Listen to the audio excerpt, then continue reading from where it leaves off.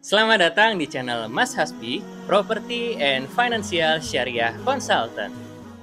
Melihat kebutuhan masyarakat atas rumah dan ingin menjangkau di semua sektor harga sesuai dengan kemampuan masyarakatnya, pemerintah Indonesia melaunching sebuah produk rumah murah yang biasa disebut sebagai rumah subsidi. Ini dimulai sebenarnya dari mulai gagasan Presiden kita yang pertama, Soekarno, dan juga wakilnya Bung Hatta. Namun baru terrealisasi pada tahun 2010 di pemerintahan SBY. Dan waktu itu pun harganya masih cukup murah, di sekitar 90 sampai dengan 100 juta rupiah. Ini adalah sebuah rumah untuk menjangkau kelas menengah ke bawah, yang memang mereka membutuhkan rumah dengan harga yang murah agar bisa terjangkau cara pembeliannya. Lalu sebenarnya apa sih yang dimaksud dengan subsidi dalam perumahan subsidi ini? Umumnya ketika melakukan pengajuan KPR, perbankan, dan yang saya ceritakan ini adalah perbankan syariah ya, mereka akan menentukan sebuah margin yang akan mereka dapatkan ketika memberikan fasilitas pembiayaan. Misal, dalam 1 tahun itu, mereka akan memberikan margin sebesar 10% efektif per tahun. Artinya, ketika Anda melakukan cicilan, selain Anda mencicil pokoknya, juga terdapat margin di dalamnya.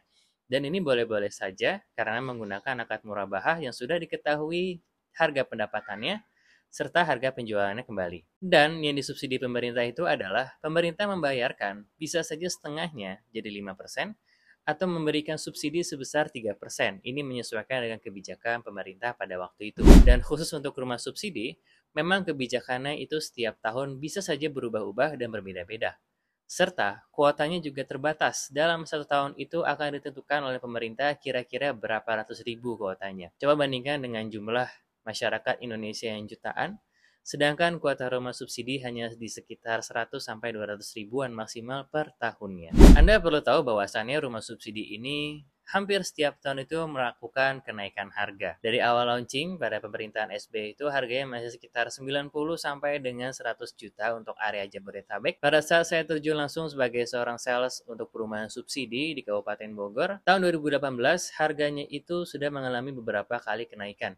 Dari mulai harga 141 juta, 148 juta, dan update terakhir di tahun 2024 ini, harganya untuk area Jabodetabek maksimal adalah 166 juta. Ini membuktikan bahwasannya yang namanya harga rumah bukan sekedar teori, dia akan naik terus setiap tahunnya. Jadi jika memang Anda memiliki rencana untuk membeli rumah pertama, sepertinya rumah subsidi adalah rumah yang paling tepat. Karena memang selain harga terjangkau, cicilannya murah, mereka tidak mengenakan PPN 11% untuk rumah-rumah subsidi.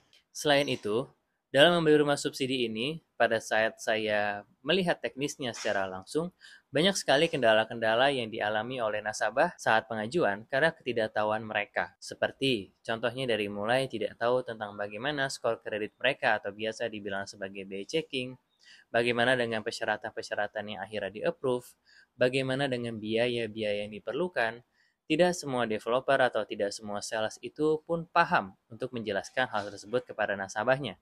Yang pada akhirnya, ketika proses kredit dilakukan, nasabah cenderung untuk tidak di-approve dan menyalahkan marketingnya. Berdasarkan pengalaman itu, saya sudah menulis sebuah e-book dengan judul Step by Step Membeli Rumah Subsidi Sebelum Usia 30 Tahun untuk Anda.